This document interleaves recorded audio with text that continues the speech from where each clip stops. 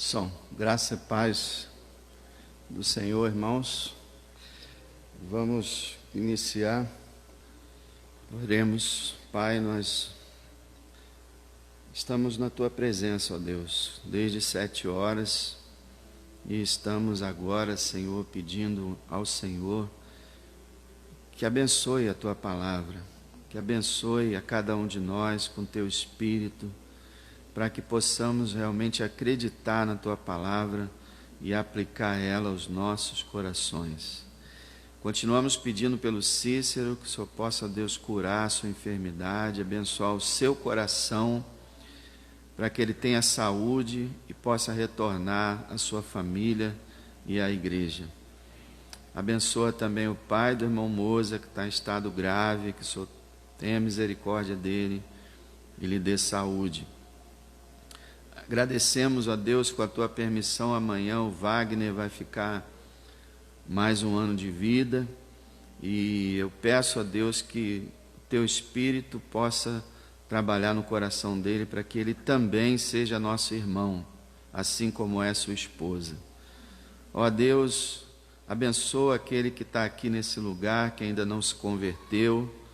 Abençoa, Deus, a Tua igreja, o Teu povo, onde estiver, e quem quer que esteja nesse momento ouvindo através da internet essa palavra, seja abençoado em nome de Jesus.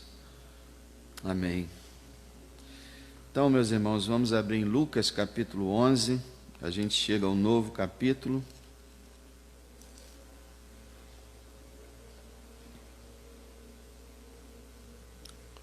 Esse capítulo 11, ele começa com o tema da oração, até o versículo 13, do versículo 14 em diante, vai ser todo sobre a oposição dos religiosos daquele tempo ao Senhor Jesus Cristo. Mas hoje nós vamos ver, se Deus permitir, do verso 1 ao 13, e as coisas que Deus faz, não é? Na semana retrasada, domingo retrasado, nós falamos sobre a importância da oração, estudando a carta aos Colossenses. Quando o apóstolo Paulo ali aos Colossos, ele fala algumas vezes sobre oração, nós vimos isso. E no domingo à noite nós vimos sobre a questão, eu invocarei a Deus e o Senhor me salvará. E nós vimos que esse clamor não pertence somente ao incrédulo, mas ao crente também. E hoje nós vamos ver o assunto da oração de novo. Então Deus está realmente querendo falar a respeito disso. Eu agradeço a Deus que hoje a gente teve um bom número de irmãos orando aqui, irmãs orando lá embaixo. E realmente uma igreja que ora é uma igreja que funciona, é uma igreja onde o Senhor vai atuar, porque sem oração não existe o poder de Deus. Sem oração, Deus não atua. É isso que ele vai falar agora, sobre a questão da oração, da importância da oração. Então vamos ver no versículo 1, capítulo 11, a partir do versículo 1, que diz assim: E aconteceu que, estando ele a orar num certo lugar, quando acabou, lhe disse um dos seus discípulos: Senhor, ensina-nos a orar, como também João ensinou aos seus discípulos. Aqui tem muitas coisas, né? Primeiro, o Senhor Jesus orando. Lucas é um evangelista, como eu já falei anteriormente, que fala muito sobre a vida de oração do Senhor. Os momentos que os outros evangelistas não falam, Lucas fala que ele estava orando, como no batismo dele, como no Monte da Transfiguração, e em determinados outros lugares, ele fala sempre sobre a vida de oração do Senhor, o que é muitas vezes de espantar a gente, porque Jesus era homem e era Deus, duas naturezas num ser ali, e falando assim de uma maneira prática, não parece que é necessário que ele ore, visto que ele é Deus. Mas na forma humana, ele se fez servo, dependente totalmente do seu Pai, sem agir ou falar por conta própria. Então ele pediu força do Pai. sempre. Orientação, poder, ajuda. Então a gente pensa assim, se o próprio Filho de Deus precisava orar, como é que a gente pode achar que a gente não precisa orar? Se o Filho de Deus precisou orar. Então ele estava aqui orando, ele costumava passar a noite em oração às vezes, ele costumava, antes do sol nascer, ele já está orando, e aqui ele está em oração, e uma coisa que acontece é que a oração dele desperta a atenção do discípulo, e talvez de outros. Isso significa que ele orava em voz alta, provavelmente, e que a oração dele era simplesmente linda, maravilhosa, espantosa, totalmente diferente de qualquer outra coisa. Foi isso que fez com que esse discípulo, e talvez os outros, percebessem que eles não sabiam orar.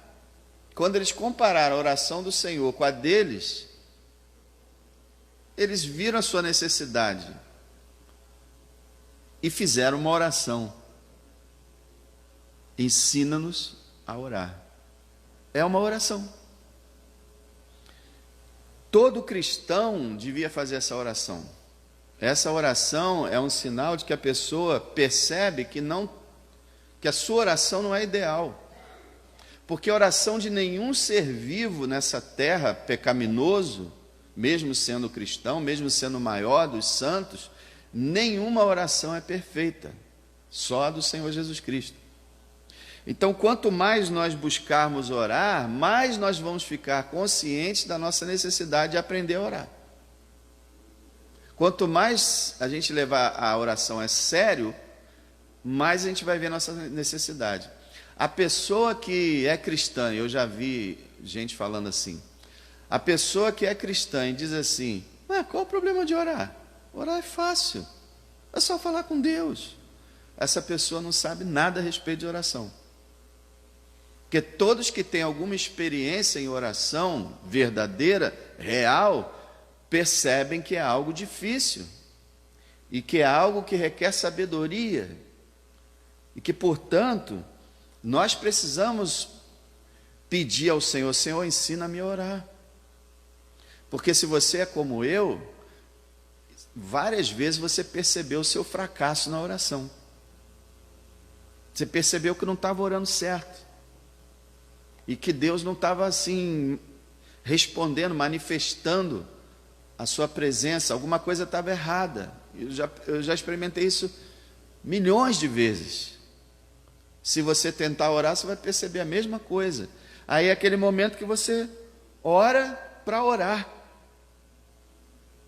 Senhor, ensina-nos a orar. Então, é como os antigos diziam, a gente precisa orar no meio da oração. Como, por exemplo, a gente está orando e o nosso pensamento está vagueando para lá e para cá. A gente tem que parar e falar, Senhor, me ajuda. Me ajuda a me concentrar para que eu consiga orar. Senhor, me ajuda a saber o que eu tenho que pedir. Como que eu tenho que falar contigo. Me ajuda a sentir que o Senhor está comigo. Que a tua presença está aqui comigo, embora ele sempre esteja. Porque a oração, quase todas as vezes, com raras exceções, quando Deus está aprovando a nossa oração, nós sentimos uma resposta interior, uma alegria, uma paz. A gente sente Deus como que Deus sorrindo para nós, de uma forma espiritual. Então é mais do que certo, Senhor, ensina-me a orar. Mais do que certo essa petição, e a gente tem que pedir, Senhor, me ensina a orar sempre, me ensina a amar a oração, me ajuda. A gente precisa orar para orar, e a gente precisa orar quando oramos, e a gente precisa orar quando terminamos. Da mesma forma, a leitura bíblica, orar antes de ler, orar enquanto lê, orar ao terminar a leitura. O tempo todo nós precisamos de Deus. Então ele percebeu, o Senhor ensina-nos a orar, e aí ele ainda falou assim, como também João ensinou os seus discípulos. Nós nada sabemos a respeito do ensino de João Batista aos seus discípulos a respeito da oração. É uma pena, né? Quem dera a gente pudesse ter esse ensino também de João. Mas nós temos um ensino superior ao de João, que é o ensino do nosso Salvador. Então ele vai ensinar. Uma coisa bacana, bonita no Senhor, é como disse lá em Tiago, né? Se alguém tem falta de sabedoria, peça a Deus, que a todos dá, e não lance em rosto.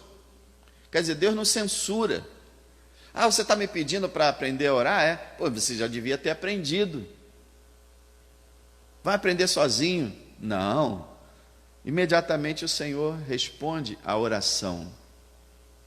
Irmão, aprende a enxergar quando há oração. Na Bíblia, na vida, em todas as circunstâncias. Porque às vezes a gente acha que oração é só quando a gente dobra o joelho ou fecha o olho e começa a falar com Deus. Mas cada petição dirigida ao Pai, ao Filho ou ao Espírito Santo é uma oração. Como aqui foi uma oração. Quando ele falou assim, Senhor, ensina-nos a orar, ele estava orando. Entende? Oração é nos dirigir a Deus. E uma das partes da oração é a petição. Então vamos lá, ele vai explicar algo sobre oração no versículo 2 a 4, e é claro que ele não vai esgotar o assunto. O Senhor não vai aqui em Lucas ampliar o assunto. Em Mateus capítulo 6 ele fala sobre algumas coisas, como não orar fazendo repetições vãs, como não ficar falando muitas palavras achando que pelo muito falar você vai ser ouvido, também não orar como os hipócritas, orar para aparecer para as pessoas. Ele fala sobre tudo isso. Aqui ele só vai falar o seguinte, o que ele também falou lá em Mateus 6, eu vou dar para vocês os tópicos pelos quais vocês têm que orar. Ah, eu não sei o que eu devo orar. Então o Senhor vai dar aqui os assuntos para a gente orar. E o interessante é que essa oração do Pai Nosso, conhecida oração do Pai Nosso, né? Ela é diferente da oração do Pai Nosso em Mateus 6. Falta aqui, por exemplo, seja feita a tua vontade. Falta aqui, livrai-nos do mal. Falta aqui, pois teu é o poder, o reino e a glória para todos sempre, amém. Falta algumas partes, e o que o Espírito Santo está dizendo para a gente, eu creio, é que o Senhor deu o Pai Nosso e deu esse esboço aqui, não para ser uma decoreba, não para ser como é hoje, em certas religiões. Ah, vai lá e reza lá, 50 Pai Nosso. E a pessoa começa, Pai Nosso está no céu, santificado seja o teu nome, venha o nosso teu reino, seja feita a tua vontade, Pai Nosso está no céu, santificado seja o teu... Isso é absurdo, isso é cegueira, isso não faz sentido algum. Então, isso aqui não é um mantra, não é um ritual, não é uma reza, como os religiosos que têm alguns carregam alguns santinhos no bolso com a oração para fulano de tal, aí você repete aquelas palavras. No esoterismo também tem esse negócio, tipo, quase como abracadabra, né? Abra-te sésamo. Eles têm as suas palavras, vocês veem isso em filmes, quando feiticeiros estão nos filmes, ou qualquer esotérico, que eles repetem aquelas palavras, achando que aquilo ali vai trazer alguma magia, algum poder. Isso não existe no meio cristão, pelo menos não deveria existir. Então o que ele faz aqui não é dizer assim, toda vez que vocês orarem, vocês têm que orar assim, repetindo exatamente essas palavras. Não, ele vai dar os assuntos e a maneira certa a prioridade na oração e os assuntos a orar, tá? Então ele começa assim, dizendo no versículo 2, e ele lhes disse, quando orardes, dizei. Aí ele vai começar, Pai. Você sabe que lá no Mateus está Pai Nosso que está nos céus, né? Então, Pai. Veja, ele não está proibindo que a gente ore começando assim, Senhor Deus. Ele não está proibindo. Ele só está dizendo que na oração a gente precisa lembrar que Deus é o nosso Pai.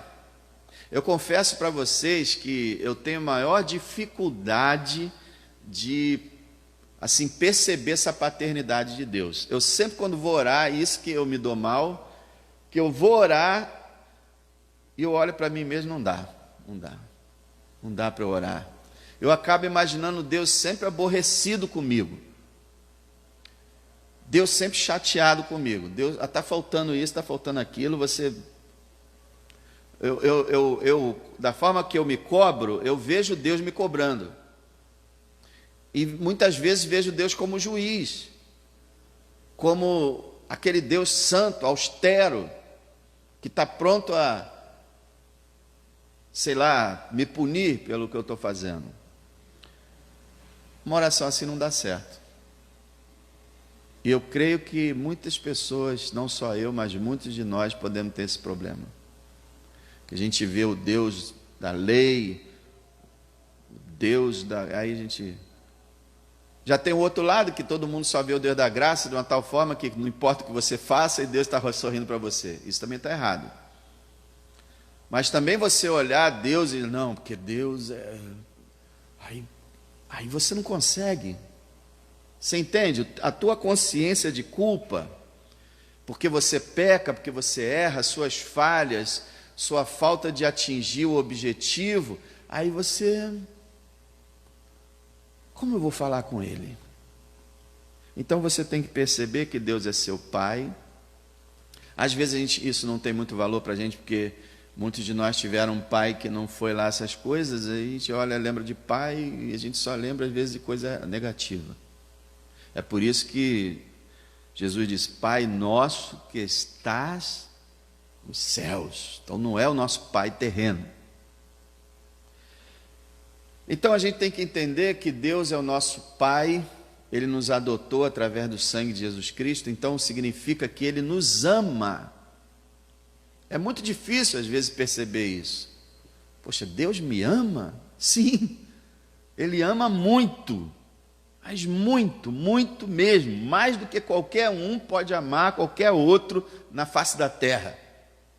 Nenhum ser humano jamais amou. Pode ver a maior história de amor do mundo, a maior história de uma mãe com filho, pai com filho, qualquer amor que você possa imaginar, nunca houve amor maior do que o amor de Deus pelo seu povo, os seus filhos. Então Ele nos ama muito, Ele tem uma disposição extraordinária de perdoar os nossos pecados, Ele nos olha com carinho, Ele nos olha com alegria, Ele tem prazer quando nós falamos com Ele. Mas só que a gente não consegue às vezes perceber isso. Mas Ele tem. Com todos os nossos defeitos, fraquezas. É como, eu gosto de comparar assim, é como quando a gente tem um filho pequenininho, uma gracinha, né? Aí ele faz um montinho de coisinha errada, de bobagem, fala tudo coisa, anda torto, não sei o quê, mas você ama aquela criança, você tem um afeto por ela tão grande, que tudo é bonito. Eu não vou dizer que Deus acha o nosso pecado bonito, mas Ele tem um afeto, um amor tão grande por nós, que Ele está pronto a perdoar. Ele está pronto. Sabe o que Deus rejeita? É soberba. É se a gente for comparecer diante dele achando que a gente é bom, e se a gente não perceber que a gente precisa de perdão, aí Ele resiste, sabe? Mas Ele é um Pai muito maravilhoso, a gente tem que entender isso. Ele não trata a gente da mesma forma como Ele trata o mundo. Deus ama o mundo, envia o Evangelho ao mundo, mas há uma ira de Deus reservada para o mundo. A ira de Deus se manifesta sobre toda a impiedade e injustiça dos homens, diz Romanos 1,18. Mas contra os filhos dele não. A ira foi removida.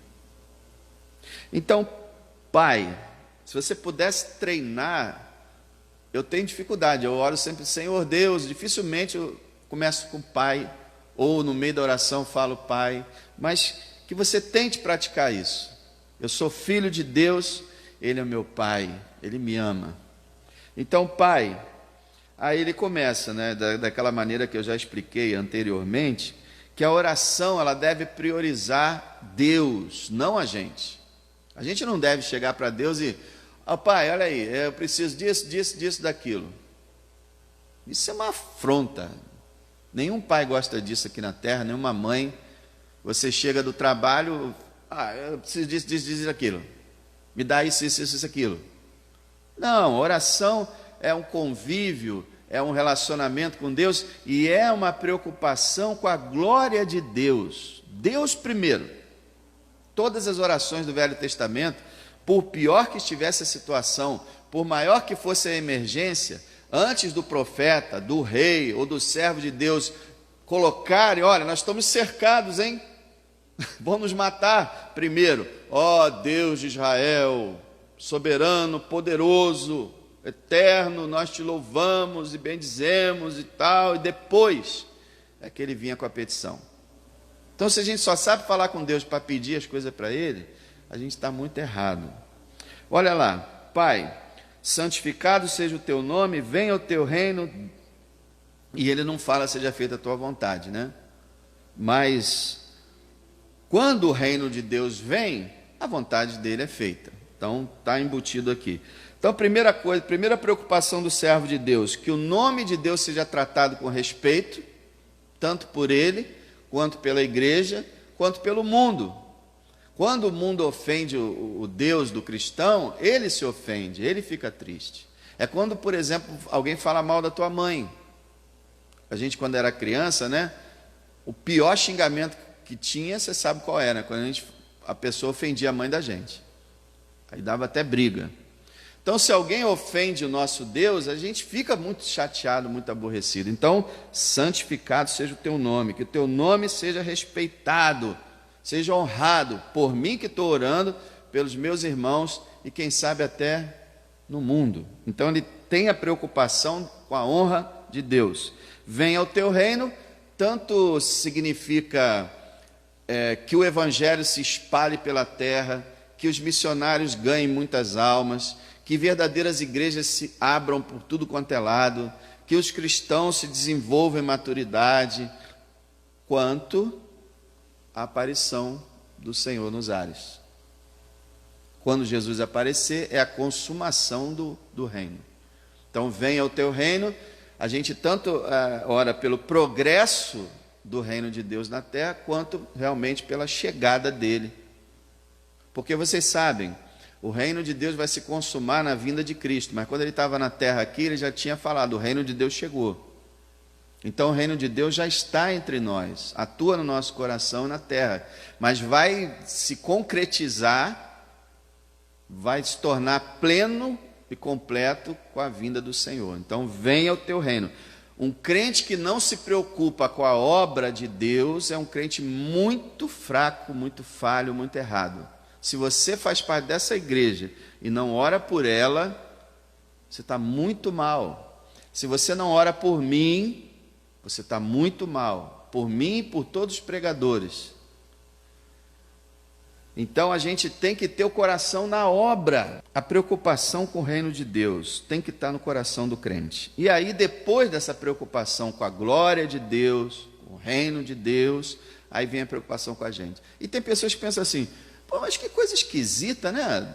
Vem cá, Deus não é todo suficiente, Deus não tem tudo que Ele quer, Deus não é plenamente feliz, então por que a gente tem que se preocupar com Ele? Gente, não é com Ele, é com o que falam dEle, o que fazem com a honra dEle, não é Ele. Ele é suficiente, Ele não precisa de nada, mas é o nome dEle, a obra dEle, o povo dEle, a honra dEle, entende? É isso que a gente se preocupa, não com Ele. Poxa, Ele, claro, a gente não tem nada para se preocupar com Deus. Ele é maravilhoso, Ele é completo, perfeito, suficiente, feliz o tempo todo. Ele não tem nada de nada faltando. Mas é a justiça dEle, a honra dEle, o nome dEle, a glória dEle, a obra dEle. É isso que a gente precisa se preocupar. E se você falar assim, mas qual a diferença se eu oro ou não pela igreja? A diferença é muita, porque um povo que ora muito pelo reino de Deus, vai ter resposta conforme a gente vai ver aqui. Tá? Mas depois dessa preocupação, então, vem as nossas preocupações, e o importante, preocupações sérias, coisas vitais e essenciais para a nossa vida, que são pedidas aqui. Então, tem aqueles 3 P's, né? Pão, perdão e proteção. É isso aí que o crente deve pedir para ele: pão, perdão e proteção.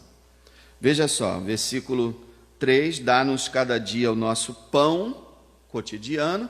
Aqui ele não fala jamais dá-nos o nosso caviar de cada dia, ou dá-nos o nosso contrafilé de cada dia. Às vezes a gente chega no mercado, né, olha aquela carne e fala, se pudesse pegar uma carne dessa, botar lá numa grelha, mas às vezes não dá.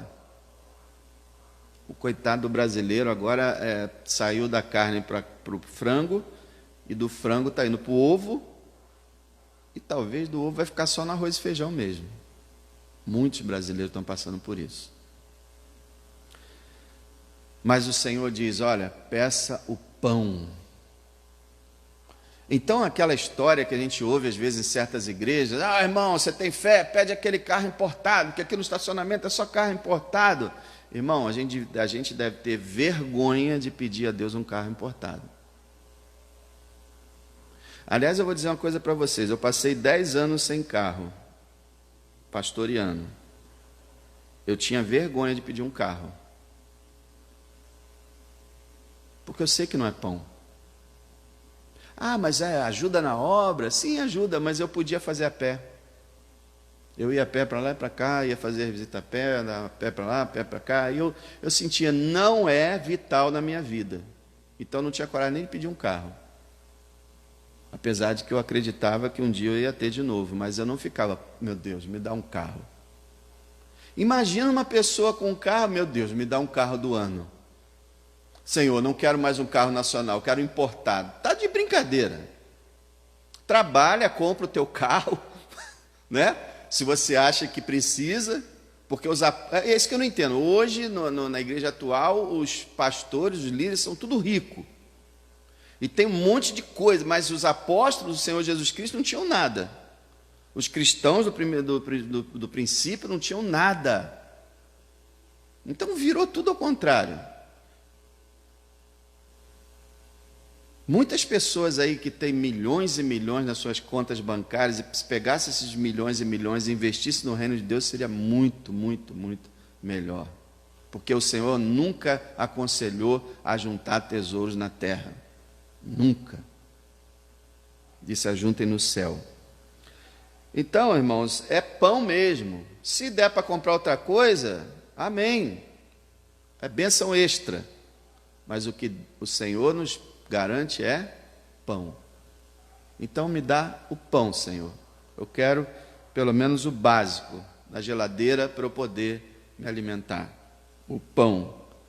O mundo, o diabo, criou o consumismo que oferece para você todo tipo de manjar de Nabucodonosor, todo tipo de luxo, todo tipo de coisas encantadoras aos olhos e saborosas ao paladar. Mas Jesus fala de pão. O pão de cada dia me dá hoje, quer dizer, o pão aqui engloba tudo que nós precisamos, tudo, veste, salário, casa, tudo que a gente precisa fisicamente e que é necessário e a gente pede. Aqui a gente então está reconhecendo que a gente precisa de Deus para o nosso sustento. É aquela história, né? Você compra um carro e bota aquele adesivo assim, foi Deus que me deu.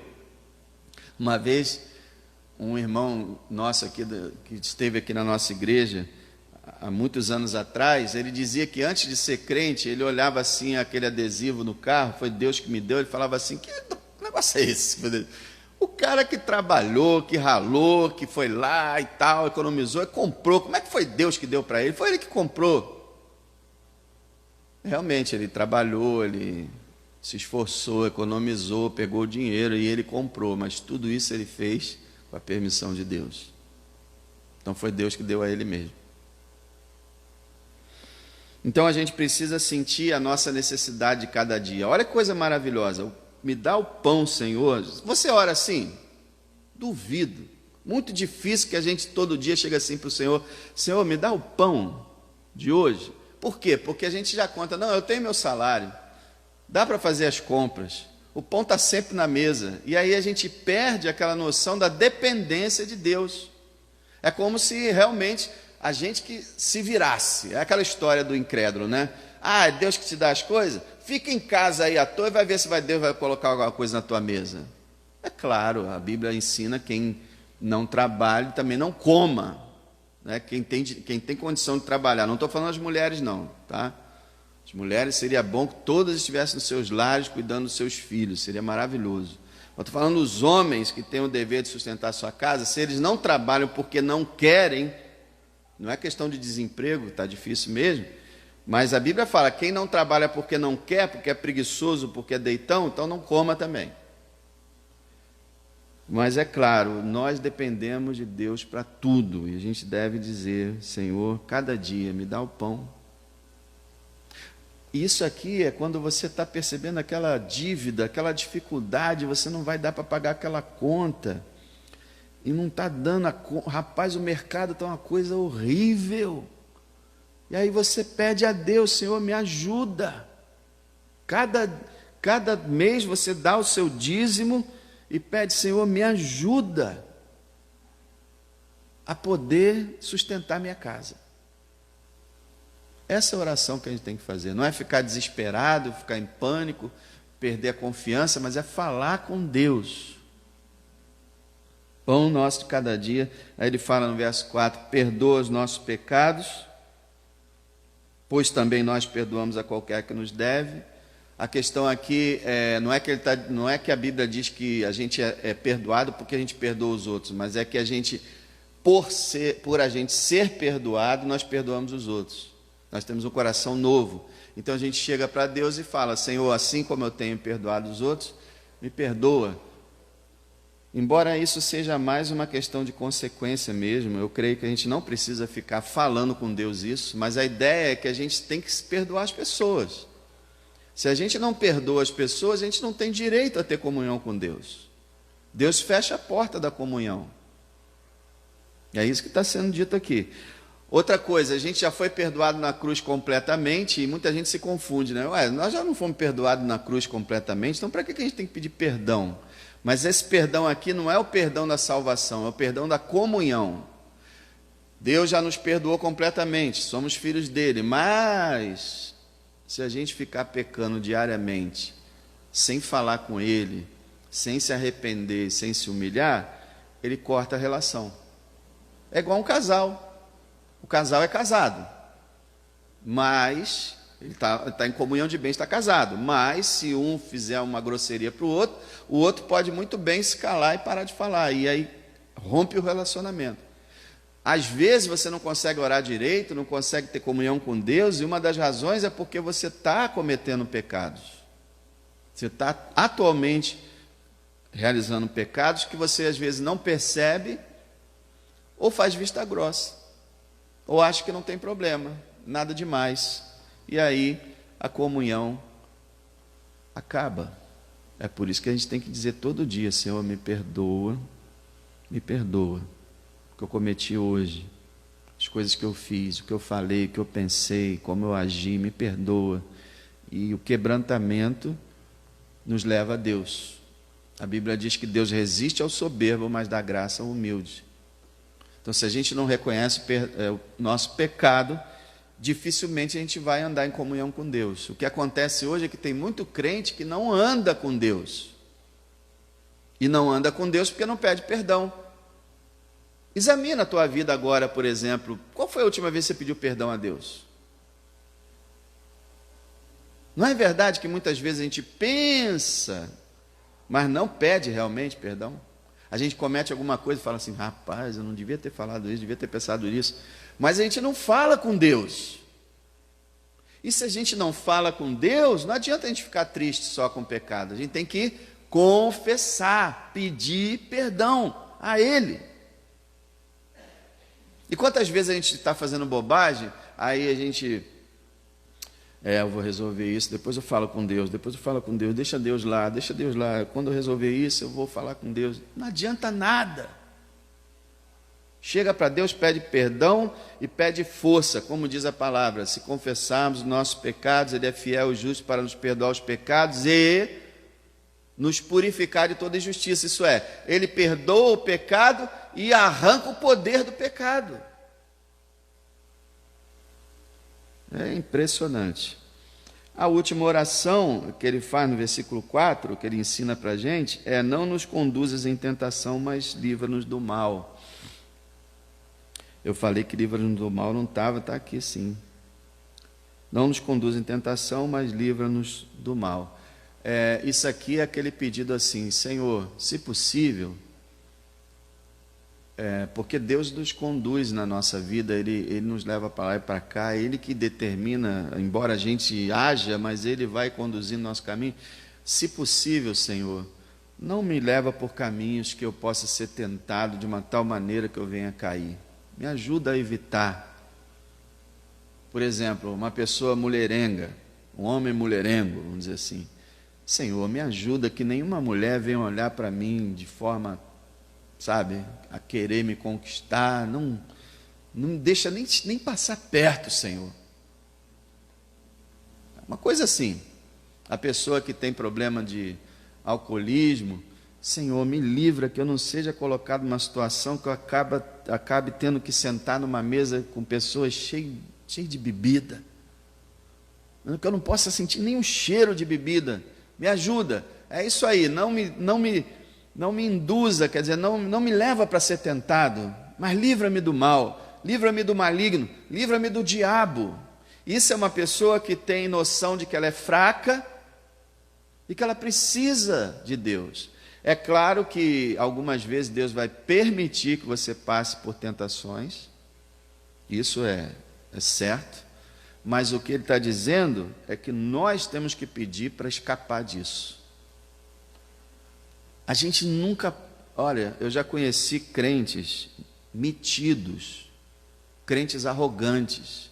A gente nunca pode ser assim. Fica preocupado com tentação, que bobeira, comigo não tem nada disso. Eu vejo tudo e não me faz mal nenhum. É porque você está com uma mente já dominada pela impureza, que você vê até quase a pornografia e nada te importa.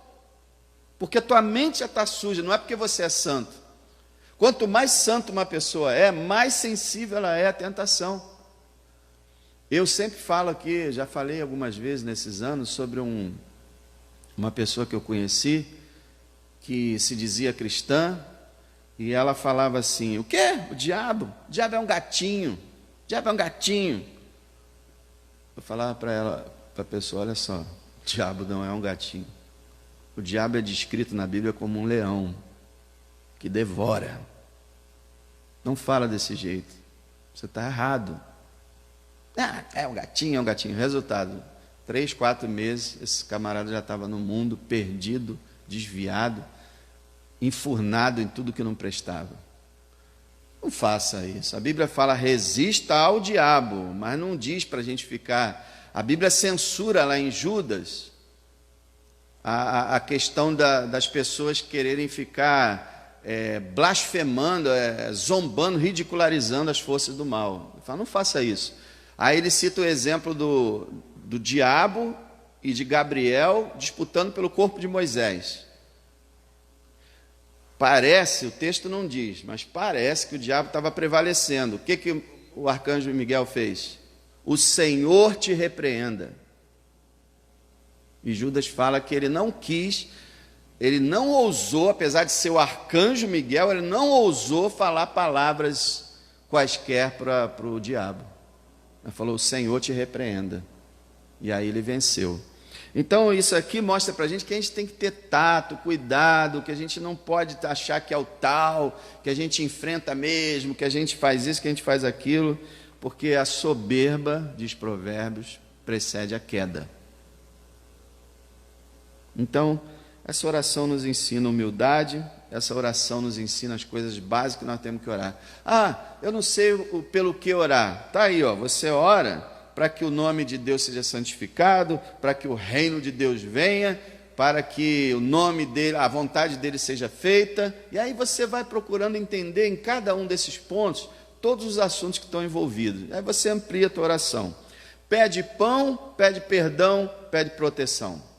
Pede cuidado físico, cuidado espiritual e comunhão com Deus.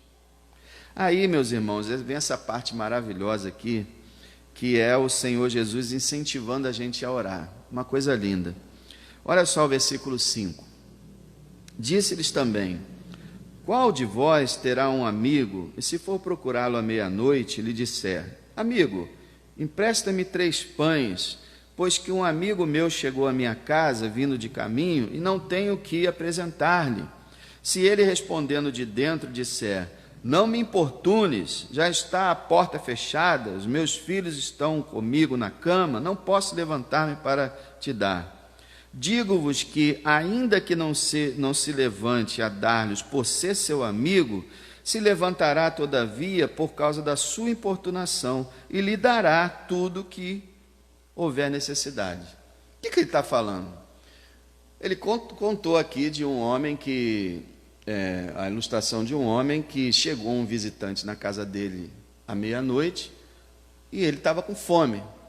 E esse homem não tinha nada em casa. Então ele foi na casa do vizinho, bateu na casa dele meia-noite e falou: meu amigo, você pode me emprestar 3 pães que eu tenho que dar aqui o alimento? O visitante chegou aí, ele não tem nada, eu também não tenho, você pode me ajudar? Aí o Senhor fala que aquele homem se levantou à meia-noite para dar o que ele pediu. Pode ser, o Senhor diz, que ele não tenha se levantado porque é teu amigo, mas por quê? Por causa da importunação. Quer dizer, eu vou ter que levantar, né? Bateu aqui à meia-noite pedindo pão, então ele acabou dando pela importunação. O que o Senhor está ensinando aqui? Ele está ensinando a questão da importunação. A Bíblia usa essa palavra de importunar. Mas é claro que a gente não importuna Deus. Mas a ideia é essa, que a gente ore de tal forma, com ousadia, com intensidade, com perseverança, como se a gente estivesse assim, incomodando Deus.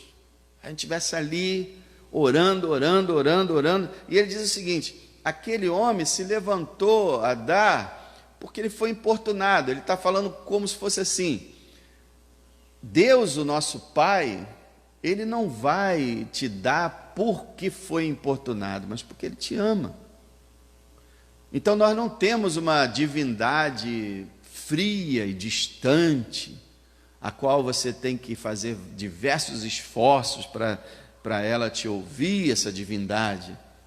Mas não, nós temos um Pai pronto a atender, e nós não temos que ter vergonha de falar com Ele. É isso que esse texto diz. Aquele homem, ele ia passar por essa vergonha de bater na casa do outro meia-noite, mas ele passou. Por quê? Porque ele tinha uma necessidade. Então a gente não tem, às vezes eu vejo gente falando assim: não, eu não quero incomodar Deus com isso. Tá de brincadeira, né? Você sabe quem é Deus? Se incomoda Deus? Deus, ele é capaz de ouvir e ler os pensamentos de 8 bilhões de pessoas, que é quase já tem 8 bilhões de pessoas na Terra. Ele conhece os pensamentos, todos eles, exatamente agora. Ele sabe tudo que a gente vai falar antes que saia da nossa boca. Ele tem plena atenção em cada ponto do universo, a cada segundo. Aí as pessoas falam assim: Deus esqueceu de mim. Deus não está me vendo, Deus não está me olhando, Deus não me quer mais, Deus me rejeitou, Deus me esqueceu. Eu não quero aborrecer Deus, não quero incomodar. Sabe o que incomoda Deus? O que aborrece Deus? É a gente parar de falar com Ele. Aí Ele fica incomodado, aí Ele fica aborrecido, chateado, que a gente não fala com Ele. Deus não é como as pessoas. Eu vejo pessoas falando assim: não, eu estou precisando, mas não vou falar, né? Não vou falar com Ele, que fica chato, né? Pedir as coisas é chato. Mas para Deus não tem isso, é diferente. Deus não é como a gente. A gente, se uma pessoa vem pedir uma coisa, a gente, tá, toma aí. Daqui a pouco pede outra vez, toma aí. Na terceira vez a gente, esse cara não se toca, né? Mas Deus não. Senhor, toma. Mas Senhor, toma. Ô Senhor, toma. Senhor, mais uma vez. Senhor, vai lá. Nunca ele vai dizer assim, chega, tá? Chega. A paciência esgotou. Nunca. É isso que ele está ensinando nessa história. E o interessante é que Deus, ele nunca é surpreendido, ele nunca é pego meia-noite, e ele nunca vai deixar de ter pão na casa dele, e ele nunca vai levantar aborrecido para atender alguém, mas é totalmente o contrário. Então o Senhor está dizendo, olha, assim como aquele homem viu uma pessoa em necessidade e foi lá perturbar aquele vizinho, você, se vir necessidade em você, ou necessidade de alguém, vai lá e fala com Deus. Vai lá e fala 1, 2, 10 mil vezes, vai lá. E não pense que você está incomodando. Você é filho dele, ele ama você. Ele quer ver você, ouvir você falar. Não é assim? Os pais, os netos não adoram ver os seus descendentes falando? Foi Calvino, o teólogo, que disse que a Bíblia é um balbuciar de Deus para nós. Uma coisa linda. A gente não tem essa mania de falar na língua do bebê, a gente se torna um bebê para falar ali, para se comunicar com o neném. Deus, na sua infinita e tremenda sabedoria, condescendeu, desceu ao nosso nível para falar a nossa linguagem humana. Isso é a Bíblia. A Bíblia é tão grande e maravilhosa do jeito que ela é o balbuciar de Deus. Quer dizer, a linguagem de Deus, o raciocínio de Deus, a mente de Deus é infinitamente maior do que tudo isso que está aqui. Incrível. E ele fez isso porque ele quis comunicar com a gente.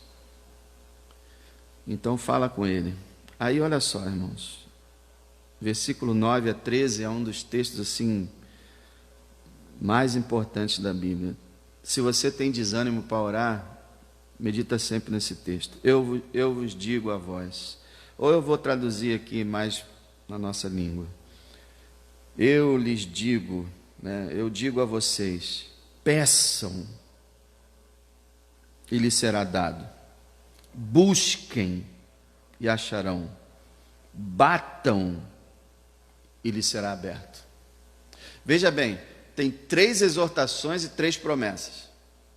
Na verdade quando a gente lê também o versículo 10, nós vemos que tem essas 3 exortações transformam em 6 e as 3 promessas em 6, quer dizer, as 3 e 3 são repetidas de novo. No verso 10, olha, porque qualquer que pede recebe, quem busca acha, e a quem bate lhe será aberto. Mas olha só as exortações. Peçam, primeira, tem uma intensidade aqui. Peçam. Pedir, todo mundo sabe o que é, né? Às vezes eu vejo pessoas falando assim, não, eu só agradeço a Deus. Eu não peço nada a Deus, eu só agradeço. Está errado. Ué, mas está errado? Está errado. Está errado só pedir? Tá. Não é só para pedir, é para agradecer, para adorar. Mas está errado não pedir? Tá. Porque no Pai Nosso a gente pede. São petições. Não gosto muito de pedir a Deus, que parece que eu sou interesseiro, parece que não sei o quê, que não sei o quê. Deus quer ver você pedir. E Ele quer ver você pedir aquelas coisas como pão. Você sabe que vai ter pão amanhã, mas Ele quer que você peça. Você sabe que é perdoado por Ele, mas Ele quer que você peça perdão. Você sabe que Ele vai te guardar do maligno e vai lhe apresentar irrepreensível na glória celestial, mas você pede livramento. Ele quer que você peça, peça, peça e peça. E se parar de pedir, está errado. Então não fica com esse negócio, eu só agradeço, eu não peço nada, eu só agradeço. A gente sabe que Deus nos dá tudo que é necessário, mas Deus quer que a gente peça. Deus quer que você chegue de manhã e diga, Senhor, me dá o alimento hoje. E quer. Então ele começa com esse peça, que é pedir, né? Pedir. Não tem nada mais difícil que isso. Peça tudo que você precisa. Desde uma unha encravada até uma cirurgia de mais alto risco. Qualquer coisa. Desde um sapato velho, que você precisa de um sapato para vestir, até a salvação da sua mãe. As coisas mais, das mínimas às máximas. Agora, nada supérfluo, nada que não seja necessário. Não ora por aquilo que não é necessário. Isso é errado. Então, peça. Aí a segunda palavra, busque. O que é buscar? É pedir mais agir. Olha aí. Aprendeu o que é buscar? Quando você está buscando uma coisa, o que você faz?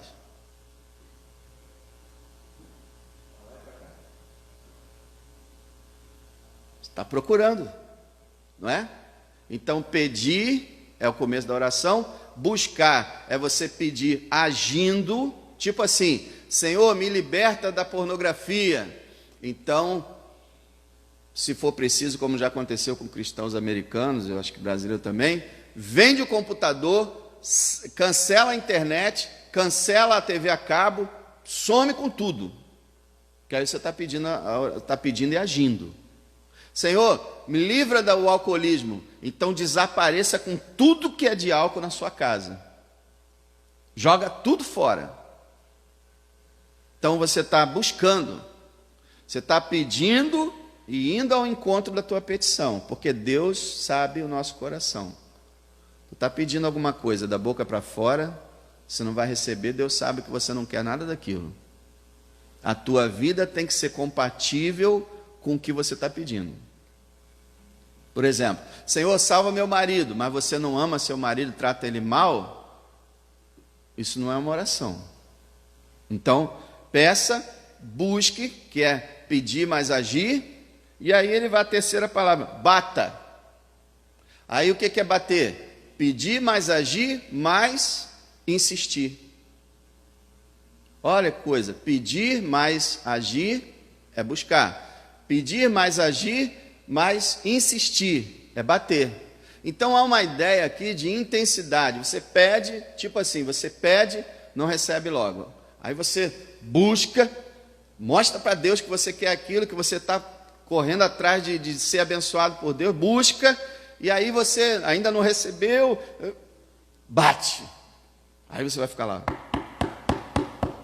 Já viu aquele pessoal quando quer alguma coisa mesmo, que fica esmurrando o portão dos outros? Ouviu? Bum, bum, bum, bum, bum, bum. Enquanto alguém não aparece, a pessoa não para de bater? É isso. Oração. Peça. Pedi, não recebi. Busque. Pedi, busquei, não recebi. Bata. Bata, bata, bata, bata. A ideia, a Bíblia fala numa expressão de tomar o reino por violência, né? É até uma expressão meio estranha. Mas a ideia é que tem que haver esforço, irmão. Os puritanos diziam o seguinte: uma oração feita sem intensidade, sem zelo, sem esforço, não é oração. Eu olhei aquilo e falei, meu Deus, então eu quase nunca orei na minha vida. Olha o que eles disseram.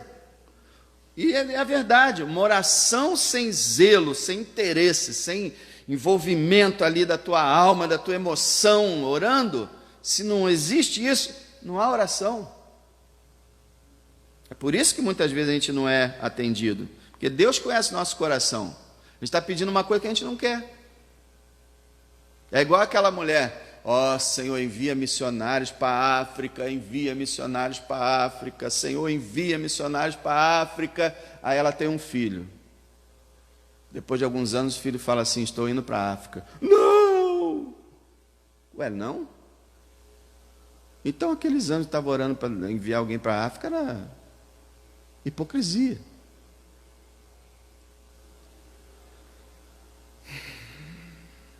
Quantas vezes eu vi mulheres pedir para marido se converter, o marido se converteu e a mulher ficou braba, revoltada, não gostou nada.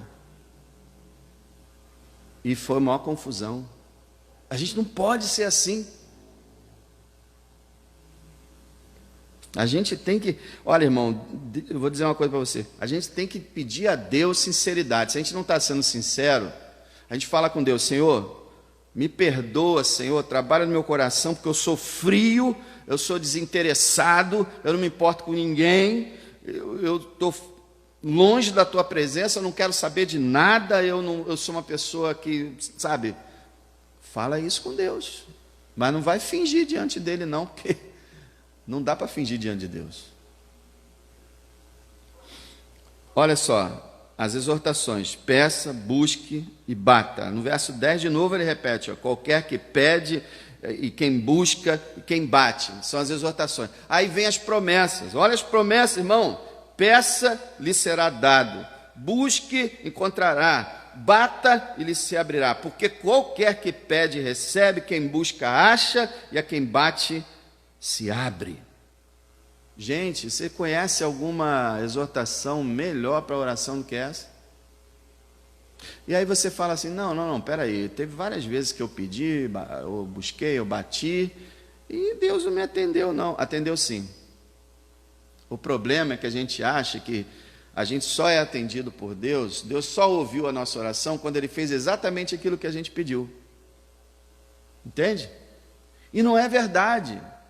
Deus é nosso Pai, Ele nos ama, nós estamos orando em nome de Jesus. É claro que algumas coisas impedem a oração, como pecado, hipocrisia, algumas coisas impedem, mas quando a gente está sendo sincero, buscando a Deus e orando, e a gente pediu uma determinada coisa. Eu, por exemplo, meu cachorro estava doente. Domingo à noite, eu estava aqui no culto, sentindo uma presença maravilhosa de Deus. Eu falei: Senhor, faz um milagre, cura o meu cachorro, cura eles. 24 horas depois ele estava morto. Deus não ouviu minha oração? Ouviu. Ele me atendeu? Me atendeu. Mas não da forma que eu queria. Entende? Todas as orações que nós fazemos são ouvidas. Deus não deixa a gente falando com Ele, nós somos filhos de Deus, falando com Ele em vão, não. Deus não despreza a gente. Deus não é como o ser humano, que você fala com o ser humano e te dá as costas e vai andando e não está nem aí para você. Não olha nem para a tua cara. Nem te responde nada. Deus não é assim. Deus nos ama. E Ele responde segundo a sua soberana e amorosa vontade. Aí eu fiquei pensando, poxa, olha só uma especulação. Meu netinho está lá, 2 aninhos, pequenininho, o meu cachorro era meio assim, desregulado. Vai que ele um dia, e ele já me mordeu, mordeu umas 3 vezes, vai que um dia ele vai e morde meu neto, e o Senhor, sabendo disso, prepara que ele vá lá para onde ele vai. Então, quer dizer, a gente tem que, não é que eu estou dizendo que é exatamente isso, mas estou dizendo que Deus sabe por que Ele faz as coisas, e a gente não pode ficar chateado com Ele. Se não pode, eu não posso falar: Senhor, eu estava aqui no culto, eu pedi para o Senhor salvar o meu cachorro, ele morreu, aí eu não quero saber mais de oração, não. Deus não quer saber de mim. É o que as pessoas fazem. Artistas de Hollywood, como Brad Pitt, por exemplo, perguntaram para ele, adulto: por que você não crê em Deus? Eu era adolescente, pedi uma bicicleta, ele não me deu. Coisa de criança, coisa de gente infantil. Então Deus não existe porque Ele não te deu uma bicicleta quando tu era adolescente. Irmãos, Deus é fiel. Deus é Deus, Ele existe. Ele nos ama e Ele nos atende. Agora, é muito importante que você creia, porque Tiago fala que se você pedir as coisas sem fé, aí tu não recebe não. Porque sem fé é impossível agradar a Deus. Deus não vai ouvir se você não acredita nele. Se você não acredita que Ele está te ouvindo, que Ele vai te dar o melhor. Então precisa de fé, precisa de dizer assim: eu vou pedir, Deus vai me dar. Eu vou buscar, eu vou encontrar. Eu vou bater e vai se abrir. Fé. É preciso. E aí ele usa mais um argumento, irmão, maravilhoso também, que mostra para a gente o quão idiota nós somos muitas vezes. Olha só, verso 11. Qual o pai dentre vocês que, se o filho lhe pedir pão, lhe dará uma pedra? Ou também, se lhe pedir peixe, lhe dará por peixe uma serpente? Ou também, se lhe pedir um ovo, lhe dará um escorpião? Irmão, qual é o pai, a mãe que raciocinam que, se uma criança, papai, me dá um peixe, toma aí uma cobra, meu filho. Papai, me dá aí um pedacinho de ovo, e você dá um escorpião para ele. Pai, me dá me dá um pão, e você dá uma pedra para ele. Não existe, só se o cara for louco. Então preste atenção, olha o que ele vai falar aqui no verso 13. Pois se vocês, sendo maus, sabem dar boas dádivas a seus filhos, quanto mais dará o Pai Celestial o Espírito Santo àqueles que lhe pedirem. O que Cristo está falando aqui? Olha como é que a gente beira a blasfêmia muitas vezes. A gente acha que é melhor que Deus. Olha que raciocínio lindo do Senhor aqui. Eu sou pai, você é mãe, você é pai, o teu filho pede uma coisa necessária, você dá para ele uma coisa mortal. Pois a gente acha às vezes que a gente ora a Deus e pede as coisas e Deus nos dá coisas mortais. É isso que a gente pensa com a nossa cabeça. Que a gente pede uma coisa boa e Deus dá uma coisa ruim. Eu pedi uma benção, Deus me deu uma...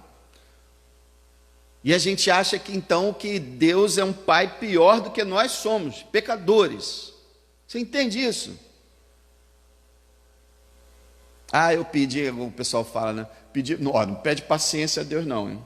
Pede paciência a Deus não. Você pede paciência a Deus, ele manda um monte de tribulação para desenvolver tua paciência. Aí você acha que ele te deu serpente, ele te deu escorpião. Nunca ele vai nos dar nada que seja mal. Não tema orar, não desconfia da oração, não acha que Deus gosta de ficar fazendo joguinho com você. Deixa disso, peça tudo a Deus confiantemente que Ele vai fazer o que é melhor para você sempre. Ele é o Pai Celestial. Ele conclui, irmão, de uma maneira maravilhosa. Lá em Mateus ele fala das dádivas, ou bens que Ele dará. E qual é a dádiva melhor que um cristão pode receber do que o Espírito Santo? E aí algumas pessoas se confundem, né? Mas nós já não temos o Espírito Santo?